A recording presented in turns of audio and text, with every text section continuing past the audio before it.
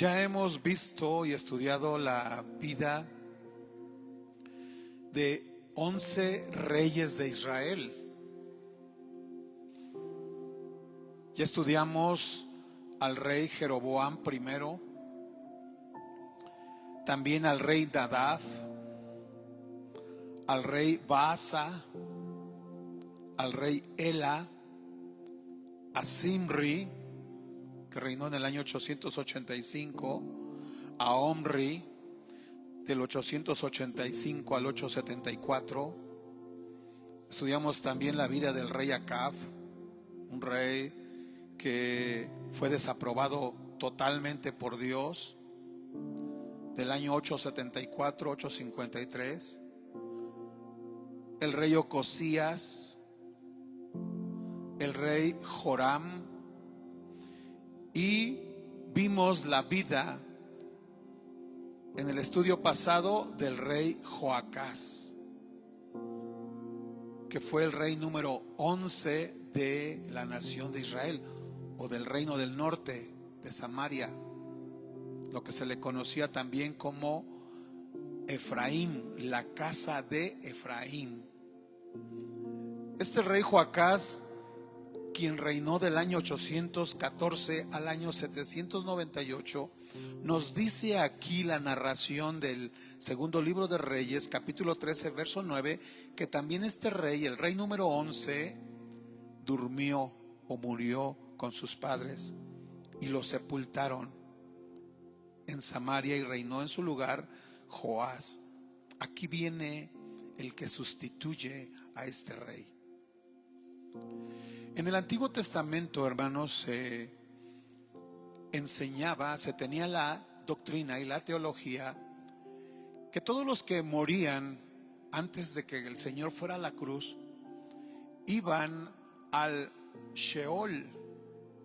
El Sheol estaba dividido en dos partes. En el Sheol, o el sepulcro, había un lugar de bendición, se le conocía como el seno de Abraham, el lugar de los muertos. Pero también en el Sheol había otro lugar que se le conocía como lo que ahora es en griego Hades, que es el infierno, el lugar de tormento, de castigo. Antes de que el Señor inaugurara el nuevo pacto, cuando aún se estaba en las dispensaciones, que fue la inocencia, la conciencia, el gobierno humano, la promesa y la ley de Moisés, durante esas 5 dispensaciones, todos los que morían, pero que confiaban en Dios, que murieron, pero que hicieron la voluntad del Señor, todos aquellos iban al seno de Abraham. Ahí es donde fue este rey. Pero los que morían en desobediencia, ellos iban al Sheol, al lugar de tormento, de castigo. Pero cuando el Señor Jesús viene, Él va a la cruz, Él le pone punto final a la dispensación de la ley, y con el Señor Jesucristo se inicia una nueva dispensación. ¿Cómo era esa nueva dispensación? La dispensación de la gracia divina de Dios. Aquí en esta dispensación ya no se justificaba el hombre por su obediencia, sino ahora en la dispensación de la ley, el hombre es declarado bueno o malo, justo o injusto, por su fe, por creer en el Señor Jesucristo. Y ahora los que mueren en el Señor, o después de la muerte de Cristo, todos aquellos que creyeron en el Señor, que confiaron y entregaron su fe, ya no van al seno de Abraham. Ahora es a la presencia de Dios, donde dice Pablo, al tercer cielo, el paraíso celestial. Todos aquellos que estaban en el seno de Abraham, cuando el Señor Jesús murió y Él descendió hasta las profundidades, Él recogió todas las almas de aquellos que estaban en el seno de Abraham y los llevó al paraíso, al tercer cielo, ahí donde Pablo fue llevado en visión. Pero tenemos la esperanza, hermanos, que todos los que morimos en el Señor, que confiamos en Él, que fuimos justificados con la sangre de Cristo, nuestro cuerpo vuelve a la tierra, es verdad, va al sepulcro.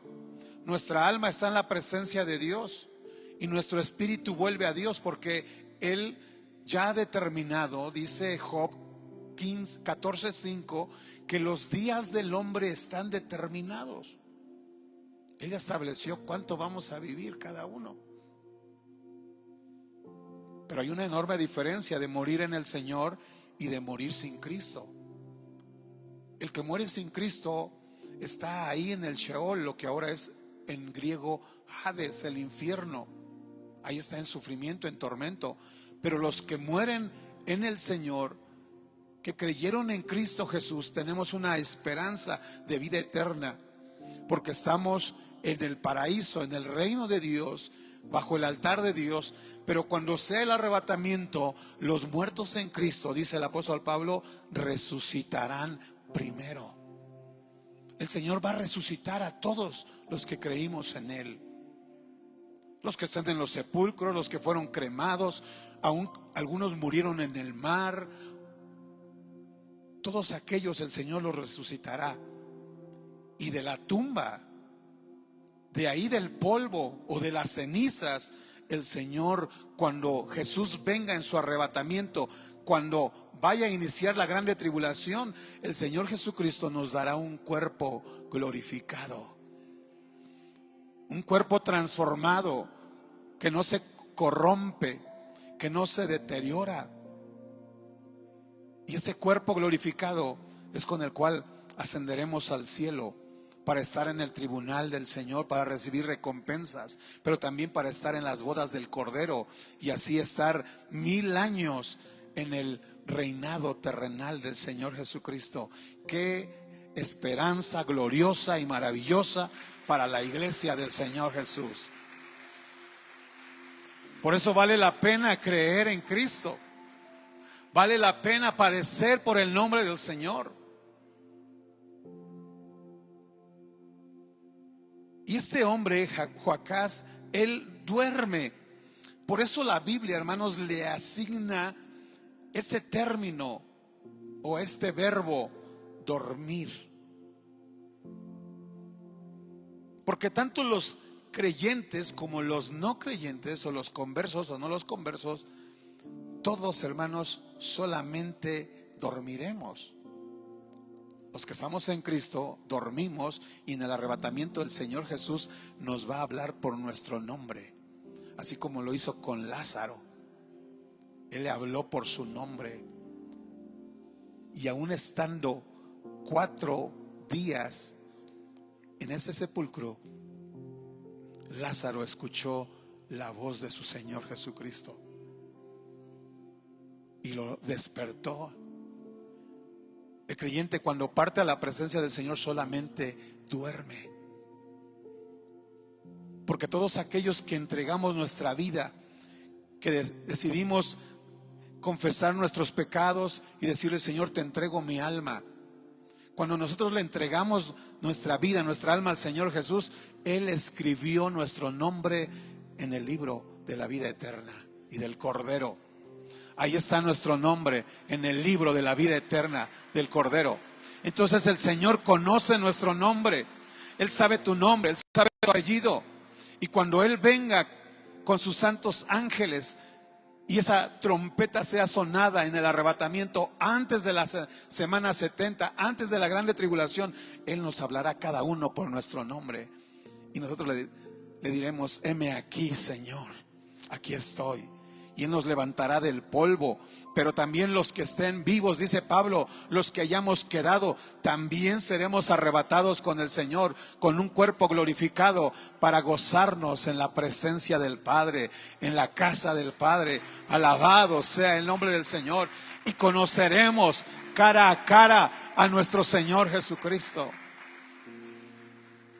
A veces cuando nos encontramos con algún líder, algún político, algún deportista, algún hombre famoso, nos sentimos como contentos conocer a esas estrellas. Ahora que estábamos en el instituto, ahí en las otras instalaciones del hotel DoubleTree, ahí se hospedaban los jugadores y todo el mundo se quería tomar una foto con ellos, una selfie, porque ahí los concentraban antes de los encuentros de los partidos. Ahí llevaban a todos los jugadores del Toluca, ahí a ese hotel. Y como nosotros estábamos en el instituto, pues a veces los veíamos cuando pasaban. Y se sentía uno contento conocer y saludar a esos deportistas. Imagínense, hermanos, conocer a Abraham, a Moisés, al rey David, al mismo Jesús, encontrarnos con él. No sé si tendremos celulares, no nos podremos tomar una selfie, pero ahí estaremos con el Señor. Será algo maravilloso, glorioso, estar en la presencia del Señor Jesucristo. Por eso la Biblia le habla aquí que Joacás durmió. Joacás un día va a resucitar. Los muertos en Cristo resucitarán primero. Dice Juan capítulo 5, verso 28 y 29, que un día los que hicieron lo bueno resucitaremos para gozarnos con el Señor. Pero también los que hicieron lo malo van a resucitar. Por eso aquí se menciona que duermen. También el Señor los resucitará hasta el final del milenio. Dios los va a resucitar, pero muchos resucitarán para condenación, para castigo.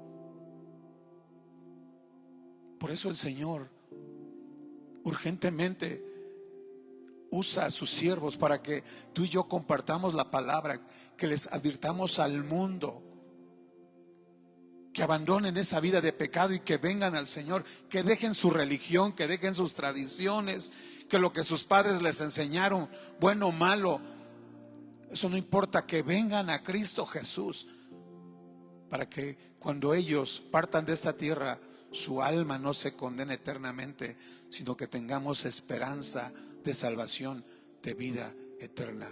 Gloria al Señor para siempre. Muere este hombre Joacás y reina su hijo, que es el rey número 12 de Israel. Se conoce como el rey Joás. Él gobernó del año 798 al año 782.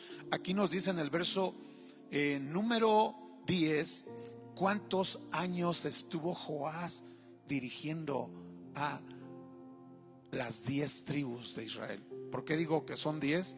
Porque sabemos que se dividieron. 2 tribus se quedaron en el sur, en Jerusalén, con el reino del sur, y 10 tribus estuvieron a cargo del rey de Israel. Y en el año 37 de Joás, vean cómo ambos se querían parecer. Tanto Israel del sur Judá del sur como Israel del norte usaban los mismos nombres de sus reyes, para que los habitantes de Israel no dijeran: yo quiero tener un rey que se llame Joás y me voy a Judá. O los de Judá dijeran: yo quiero tener un rey que se llame Joás como el de Israel y yo me voy a mover hacia Israel. No, cada uno tenía su propio rey. Cuando el rey de Judá tenía 37 años de rey, comenzó a reinar en Israel Joás, el hijo de Joacás, y él reinó por 16 años. Aquí está la sucesión, como Dios es el que coloca reyes, pero Él es el que quita a los reyes. Dios es el soberano. Dios es el que determina quién es el que va a gobernar, quién es el que va a reinar. A veces el hombre quiere, en su autoritarismo, él quiere reelegirse y quiere colocarse, pero cuando no es la voluntad de Dios, Dios lo va a quitar. Y hay muchos ejemplos, hermanos, en la historia, en nuestro país y aún en otros países. Tenemos, por ejemplo, el caso muy sonado de el presidente de, ahí se me fue el nombre, donde estuvo Hugo Chávez, en Venezuela. No, en Venezuela, este hombre que estuvo, Hugo Chávez, él fue presidente y él quería estar ahí en el poder y reelegirse, y él pensaba que era un gran rey y un monarca y quería estar ahí en el poder. ¿Y qué hizo? Dios lo quitó del poder, porque Él es el que coloca a los reyes y Él es el que quita a los reyes. Tenemos que orar por nuestro presidente para que haga las cosas correctas, que no caiga en esa soberbia, en ese orgullo, porque Dios tendrá que actuar. Hizo lo malo también este hombre Joás. Y en toda esta lista, hermanos, en la lista de estos 12 reyes, no encontramos a alguno que haya honrado a Dios, que haya hecho lo bueno. Y sabemos que cada uno actuó en desobediencia, siguió el mismo camino de sus antecesores, pero terminaron mal. Esto nos lleva a entender que el hombre no tiene la capacidad para guiar sus propios caminos, no tiene esa sabiduría para decir yo voy a hacer lo que a mí me parece. No, aquellos hombres de Dios que fueron bendecidos, que fueron exitosos, que tuvieron mucha popularidad, mucha fama, fueron hombres que colocaron su vida y pusieron su vida en las manos de Dios. Un Abraham, un Moisés, un patriarca Josué, Caleb, Israel, el rey David, hombres que fueron bendecidos por Dios, donde ellos hicieron como dijo el apóstol Pablo: ya no vivo yo, ya no dirijo yo mi vida, ya no soy el monarca de mi vida, ahora Cristo vive en mí. Ahora el Señor es el que dirige mis pasos. Es Dios el que guía mi vida. Es Dios el que dirige a mi familia, a mis hijos, a mis hijas, a mi descendencia. Por eso, hermanos, tenemos que enseñar a nuestros hijos, a nuestra descendencia, a depender totalmente de Dios. Muchos dependen de sus habilidades, dependen de sus aptitudes, de su capacidad, de su profesión. Muchos dependen de su bolsillo, de su economía, de su posición, de su jerarquía. Pero el hombre fracasa cuando no confía en Dios. Por eso dijo el profeta: maldito el hombre que confía en el hombre, que confía en sí mismo. Pero bendito el hombre que confía en el Señor. ¿Cuántos creen que Dios nos bendice? Dios nos prospera. Él no nos abandona. Él jamás nos deja solos. Vas a pasar aflicción, vas a sufrir. El apóstol Pablo, antes de llegar a Tesalónica, él padeció persecución en Filipos, fue azotado, pero el Señor lo defendió. El Señor lo sacó de la prisión.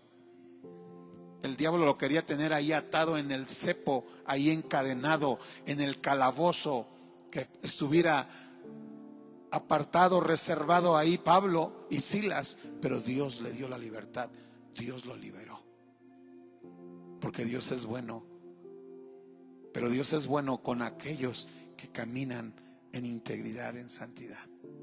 Jamás digas: es que ya estoy aburrido de que mis padres solo Biblia, solo oración, solo pórtate bien. No son nuestros padres, es nuestro Dios eterno el que pide que nosotros le honremos a Él. Y este hombre, hermanos, Joás, aparte de que enfrentó la guerra espiritual, sabemos que hay una guerra espiritual, que el ser humano tenemos enemigos, y hay enemigos por rangos. El enemigo más grande es del cristiano es Satanás. Ese es su peor adversario. También sus demonios, el mundo, el pecado, nuestra carne, nuestro yo, los de nuestra casa. A veces el diablo va a usar algunos elementos descuidados para ponerlos en contra de nosotros. Son enemigos y que quieren buscar división, separación, aún dentro de la iglesia, dentro de la casa, dentro del matrimonio. Ese es nuestro enemigo, que hay una batalla continua. Y este hombre, el rey Joás, también él empezó a tener esa batalla. ¿Cuál fue la batalla más grande? Su propio yo, donde él no pudo vencer a su carne. Cometió pecado, pero también hubo un enemigo. Vean aquí en el versículo número 12 que él guerreó contra Amasías. ¿Quién era Amasías? Era el rey de Judá. Él sí tuvo conflicto, Joás, con el rey vecino o el rey, su hermano de Judá. Hubo pelea, batalla, hubo enfrentamiento, no fue fácil para él. Vean cómo hay una lucha permanente, continua, pero esta lucha se torna más difícil cuando el hombre está sin Cristo. Porque algunos han dicho, no, pues son cristianos, mira, y también tiene problemas. Había una hermana que siempre le preguntaban que cómo estaba y siempre se quejaba, que no tenía dinero, que había lucha. Entonces hasta los vecinos decían, no puede ser, pues ella nos habla de Cristo, de un Dios poderoso, y cuando le preguntamos cómo está, siempre tiene problemas. Era vituperado el nombre de Cristo. Entonces hay luchas, también en el creyente hay luchas, pero ¿cuál es la diferencia? Es de que el que está sin Cristo, cuando está batallando, no tiene quien le extienda la mano, no hay quien le ayude, no hay ayuda divina. Pero los que estamos en Cristo vamos a enfrentar también pruebas, tribulación, aflicción. A veces hasta el enemigo te hace el problema más difícil para apartarte de Dios. Pero tenemos una grande bendición. Dijo Jeremías, cuando él estaba en conflicto, Dios le dijo, clama a mí y yo te responderé. Y el Dios de Jeremías también es el Dios al que nosotros adoramos. Ese Dios todopoderoso también está aquí. Es el que hemos creído, es el Dios de la Biblia. Es aquel Dios que nos formó. Es ese Dios que nos hizo a su imagen. Ese Dios que escuchó la oración de Abraham, de Moisés, que escuchó la oración de David, que escuchó la oración del rey Salomón, cuando él le hizo y le edificó una casa para Dios, donde se iba a invocar su nombre. Salomón oró, hizo toda la construcción y él dijo, ya está todo el edificio. Estaba, hermanos, era una perfección esa construcción que hizo. Pero algo le preocupaba a Salomón. Ya está el edificio, ya está la casa, la decoración de oro, las cortinas, todo estaba terminado. Pero Salomón dijo, ya está la casa de Dios. Pero ahora la pregunta, ¿Dios morará aquí? Y él le clamó a Dios y le dijo, Señor, yo quiero que tú estés en este lugar, que tu poder se manifieste, que tu poder descienda, tu Espíritu Santo esté aquí. Y se escuchó la respuesta de Jehová cuando le dijo, si se humillare mi pueblo, sobre los cuales mi nombre es invocado, y oraren y buscaren mi rostro y se convirtieren de sus malos caminos, entonces yo oiré desde los cielos y perdonaré sus pecados y sanaré su tierra. Ahí estaba la presencia de Dios. Dios escuchó la oración de Salomón y es ese mismo Dios que tú y yo adoramos. Él también está aquí. Dale la gloria al que vive por los siglos de los siglos. Él tuvo que batallar, hermanos. El rey Joás peleó con Amasías, el rey de Judá. Guerrearon. Pero Joás para él fue más difícil la batalla porque Dios no estaba con él, porque él mismo alejó a Dios de su vida. También tú y yo vamos a enfrentar batallas. También a veces tenemos a nuestro rey Amasías que está luchando contra nosotros. Pero cuando Dios nos da la victoria, cuando Dios está con nosotros, cuando Él nos fortalece, hermanos, somos más que vencedores por medio de aquel que nos amó. Porque si Cristo, hermanos, mostró su amor en la cruz del Calvario, si Jesús entregó su propia vida y lo hizo por amor, para salvarnos, para perdonar nuestros pecados, para limpiarnos de toda transgresión, de toda iniquidad, si Cristo entregó su propia vida, hermanos, para que tú y yo tengamos esa salvación, ¿crees que ahora el Señor nos va a abandonar? No, Él no nos abandona. El Señor Jesús está aquí en medio de su pueblo, en medio de su iglesia, y le adoramos y le bendecimos. Ahora vamos a ver al rey número 13. Y vean qué coincidencia, qué diosidencia, hermanos.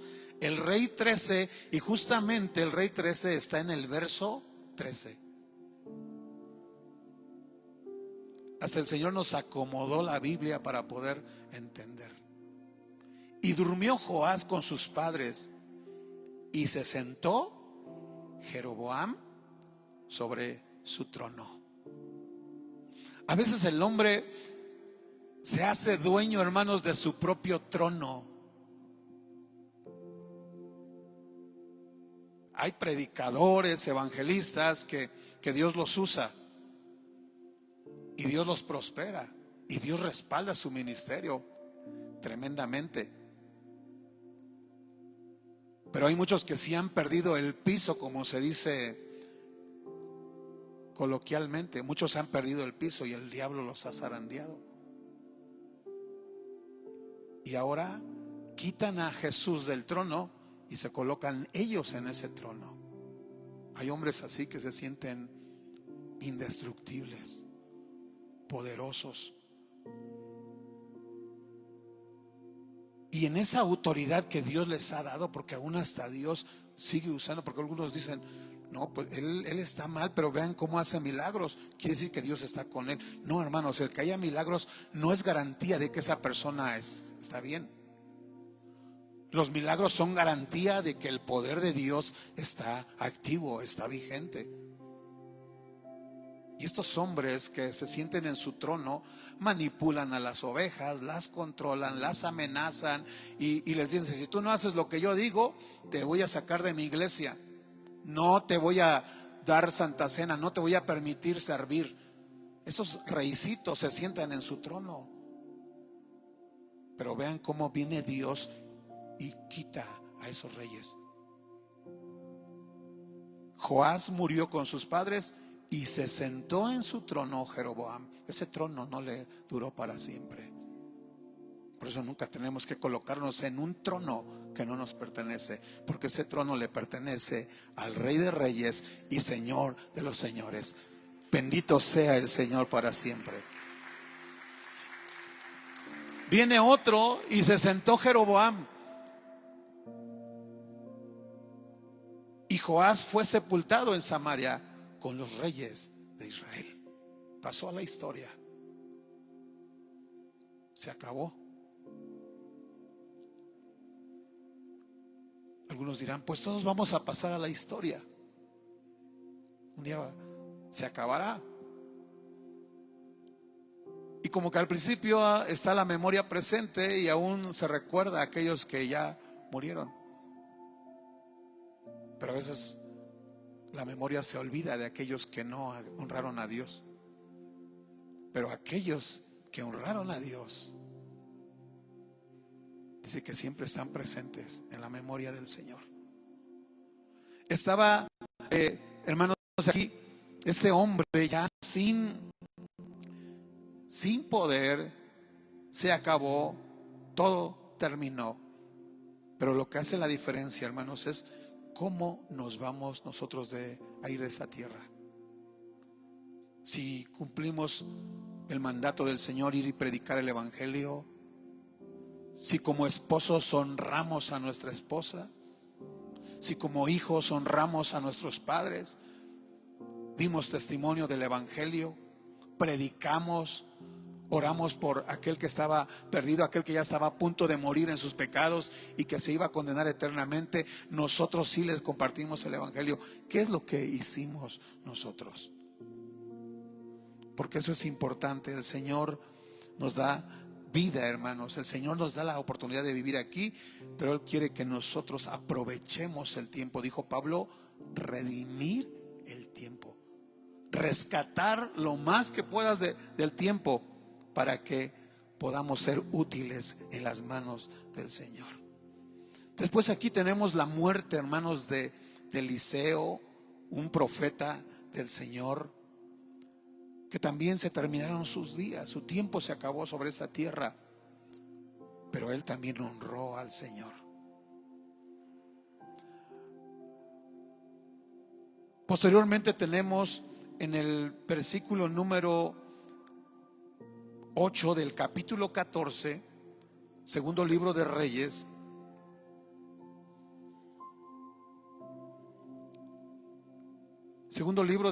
capítulo 14, vamos a ver el verso 8, donde encontramos esta alianza que se pretendió hacer entre los dos reyes. Dice: entonces Amasías envió mensajeros a Joás, hijo de Joacás, es el que ya estábamos estudiando, hijo de Jehú, rey de Israel, diciendo: ven para que nos veamos las caras. El rey, que era el rey Amasías, envía a sus mensajeros porque el rey de Judá quería hacer esa alianza con el rey de Israel, pero el rey de Israel, Joás, no se reconcilió, no permitió, y aún hubo conflicto. Y el rey Amasías, él se molesta y él le dice, verso 10: ciertamente has derrotado a Edom. Edom eran los hijos de Esaú, que eran enemigos de Israel, tanto del norte como del sur. Dice: y tu corazón se ha envanecido. Vean, ahí está la descripción de este rey Joás. Gloríate pues, mas quédate en tu casa. ¿Para qué te metes en un mal para que caigas tú y Judá contigo? Pero Amasías no escuchó, por lo cual subió Joás, rey de Israel, y se vieron las caras, él y Amasías, rey de Judá, en Bet-Semes, que es de Judá. Y Judá cayó delante de Israel, y huyeron cada uno a su tienda. Además, Joás, rey de Israel, tomó a Amasías, rey de Judá, hijo de Joás, de Ocosías, en Bet-Semes, y vino a Jerusalén y rompió el muro de Jerusalén, desde la puerta de Efraín hasta la puerta de la esquina, 400 codos. ¿Qué es lo que hace este hombre Joás? Él no acepta unirse en alianza con Amasías. Y no solo eso, sino también entra el rey de Israel, entra al mismo Jerusalén y destruye el muro. 400 codos destruyó. Estamos hablando eran más o menos 135 metros del muro de Jerusalén. ¿Y saben qué hizo? El rey Joás sacó todo lo que era de oro, de plata, utensilios. Hizo algo semejante a lo que iba a hacer posteriormente Nabucodonosor. Era un aviso, era una anticipación de lo que iba a suceder. Vean cómo Dios a veces nos da avisos. Este aviso era para Judá, como su mismo hermano de Israel viene y saquea la ciudad. Pues de esa manera, posteriormente, años después, vendría también Nabucodonosor para saquear Jerusalén. Sacó los tesoros de la casa del rey y a los hijos tomó en rehenes y volvió a Samaria. Los demás hechos que ejecutó Joás y sus hazañas y cómo peleó contra Amasías, rey de Judá, ¿no está escrito en el libro de las crónicas de los reyes de Israel? Y aquí se vuelve a repetir la muerte de Joás. Y durmió Joás con sus padres y fue sepultado en Samaria con los reyes de Israel, y reinó en su lugar Jeroboam su hijo. Y aquí, hermanos, tenemos la sucesión del nuevo rey de Israel, que es el rey número 13, que se le conoce como el rey Jeroboam. pero este es el rey Jeroboam segundo, porque el primer rey de Israel también se llamó Jeroboam. Cuando estudiemos la Biblia, cuando estamos en el libro de Crónicas, de Reyes, aún Samuel, donde se mencionan reyes, también en los profetas mayores y menores, ustedes van a encontrar que todos los profetas van a usar como referencia a los reyes. Pero ahora ustedes ya van a saber distinguir que cada profecía para quién fue, si fue para el rey de Israel o fue para el rey de Judá. Ellos especifican para quién era, para que tengamos una mayor comprensión. Porque yo me he encontrado con personas que no predican la sana doctrina, adventistas, sabatarios, judaizantes, unicitarios, unitarios, los testigos de Russell. Entonces ellos, cuando quieren defender su falsa doctrina, ¿qué es lo que hacen? Ellos van y usan versos del Antiguo Testamento. Por ejemplo, los testigos de Jehová, ellos usan Isaías 43, 10 y 11. Y ellos dicen, mira, aquí está nuestro nombre. Nosotros nos llamamos testigos de Jehová porque aquí la Biblia dice que Jehová iba a tener unos testigos. Entonces, cuando tú lees el contexto bíblico, entonces vas a Isaías y te das cuenta para quién fue escrito. Y todos los libros al principio, vean lo que menciona Isaías 1:1, visión de Isaías, hijo de Amós, la cual vio acerca de ¿quién? De Judá. Isaías le escribió a Judá. Isaías no le escribió a Israel, no le escribió a los testigos de Jehová, no les escribió a los unicitarios. No, Isaías les escribió a el reino del sur de Judá. Y cada libro, hermanos, así tiene un destinatario y está bien especificado para quién escribió cada profeta. Y no podemos tomar mensajes que fueron dados para ellos y aplicárnoslos a nosotros. Sí podemos trasladarlos a nosotros. Por ejemplo, ahora que estamos en nuestros estudios, ya terminamos el libro de Oseas, que fue escrito para Israel, el libro de Joel, que fue para Judá, y ahorita estamos estudiando el libro de Amós. Amós, ¿para quién fue? Para Israel. Y así fue el mensaje también para ellos claramente. Y ahora aquí encontramos entonces que el nuevo rey, hermanos, de Israel fue Jeroboam, el que le sucedió en el trono. Dice segundo libro de Reyes 14, verso 23. Ya estamos por concluir. Segundo libro de Reyes, capítulo 14, verso 23. Dice, el año 15 de Amasías, hijo de Joás, rey de Judá, comenzó a reinar Jeroboam, hijo de Joás, sobre Israel en Samaria, y reinó 41 años. Este es el rey número 13 de Israel. Él reinó del año 793 al año 753 antes de Cristo. ¿Cuántos años reinó Joás, hermanos? 16. ¿Y cuántos años reinó Jeroboam? 41 años. Y aquí encontramos también cuál fue el desempeño de Jeroboam. En el reinado de Jeroboam, hermanos, Dios le permitió muchos años porque él fue un rey próspero. Hablando materialmente, con él Israel creció políticamente, creció como ciudad. Él tomó el control. Aún Israel defendía a Judá de los enemigos. O sea, cuando estuvo este rey, hablando literalmente, físicamente, Jeroboam fue un hombre muy próspero e hizo crecer a su nación. Pero también él no hizo lo bueno delante de Dios. Dice versículo 24: e hizo lo malo ante los ojos de Jehová, y no se apartó de todos los pecados de Jeroboam, hijo de Nabat, el que hizo pecar a Israel.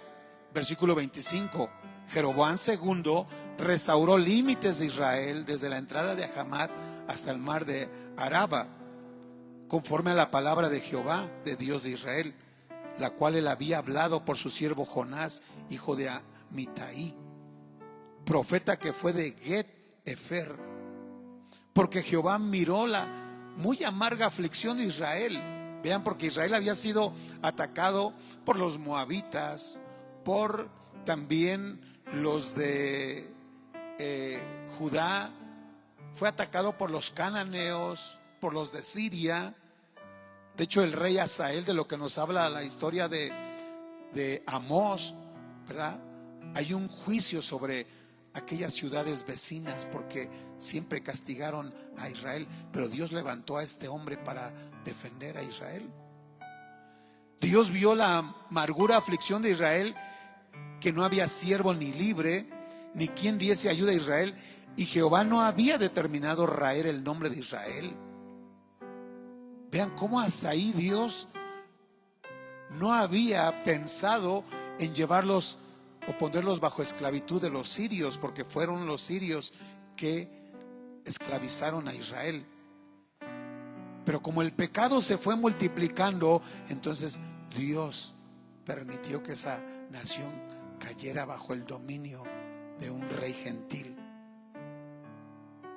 Por tanto, lo salvó por manos de Jeroboam.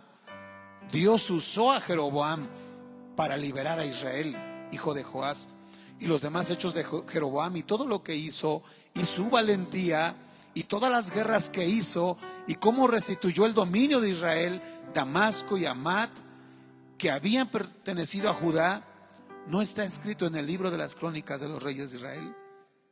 Y durmió Jeroboam con sus padres, los reyes de Israel, y reinó en su lugar su hijo, ¿quién? Zacarías. Pero eso es otra historia. Dios, hermanos, aún conociendo el corazón del hombre, aún a veces con el mal proceder del hombre, Dios nos asigna funciones que tenemos que hacer. Este hombre Jeroboam, aunque hizo lo malo delante de Dios, pero aún así Dios le dio la oportunidad para servir a su nación, para librar a Israel de la esclavitud. Él restituyó el dominio, también le dio valor, determinación, para que él pudiera vencer esas guerras. Vean, si Dios hizo con este hombre incrédulo, Dios también puede usar nuestra vida para su servicio. Dios quiere usar tu vida, hermano, hermana. No importa lo que puedas hacer o lo que no puedas hacer, es Dios lo que puede hacer en tu vida. ¿Cuántos están dispuestos a servir al Señor? Pónganse de pie, vamos a alabar el nombre de Cristo, vamos a glorificarle. Y en esta tarde vamos a decirle: Señor, aquí está mi vida, úsame. He hecho lo malo, me he apartado de ti, he dudado, a veces ha venido la incredulidad a mi corazón, Señor, pero yo confío en ti. Yo confío en tu poder, en tu grandeza. Y ya fue suficiente de servirle al mundo, de complacer a los amigos, de quedar bien con los compadres, de quedar bien con la familia. Ya fue suficiente. Ahora quiero quedar bien contigo, Señor. Quiero agradarte y darte alabanza solo a ti. ¿Cuántos quieren hacer ese compromiso con el Señor?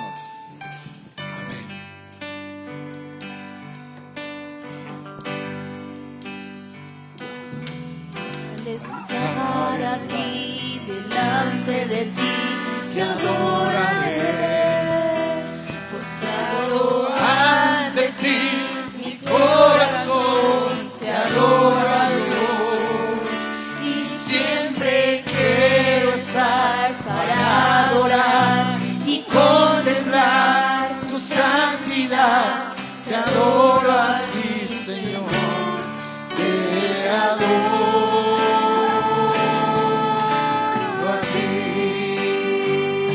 Y al estar aquí delante de ti, te adoraré.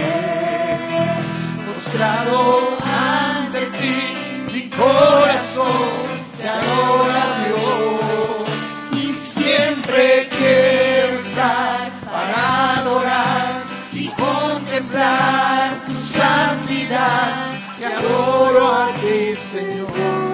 Te adoro a ti. Y al estar delante de ti, te adoraré. Postrado ante ti, mi corazón te adora, Dios. Y siempre quiero estar para adorar y contemplar tu santidad. Te adoro a ti, Señor. Te adoro a ti. Padre, te damos muchas gracias, Señor. Te adoramos solo a ti. Y en esta tarde, Señor, renovamos ese compromiso para servirte, Señor, para vivir en santidad, en desobediencia, Señor. Esa desobediencia que por mucho tiempo quería dominarnos, Señor. Hoy rechazamos toda vida de desobediencia. Rechazamos toda vida de desaliento, toda vida de desánimo, de conformismo espiritual, de pereza espiritual, Señor. Que hagamos lo bueno delante de ti, Señor, que te agrademos a ti, porque tú, Señor, nos miras desde tu trono de gracia, desde el cielo, Señor, desde tu morada celestial. De ahí tú estás mirando, Señor, nuestra vida, si estamos en obediencia o desobediencia, Señor. Ayúdanos a agradarte a ti, a usar esos dones, esos ministerios, esas habilidades, esas virtudes que tú has depositado en tu iglesia, Señor. Ayúdanos, Señor, a usarlas, a ocupar esos dones, Señor, y servirte, predicar tu palabra, Señor, hacer a un lado el miedo, el temor, la vergüenza, la crítica, o qué van a decir de nosotros, Señor. Derriba toda fortaleza, derriba toda oposición, que cuando nosotros, tu iglesia, Señor, vayamos a compartir tu palabra, Señor, que tú vayas delante de nosotros.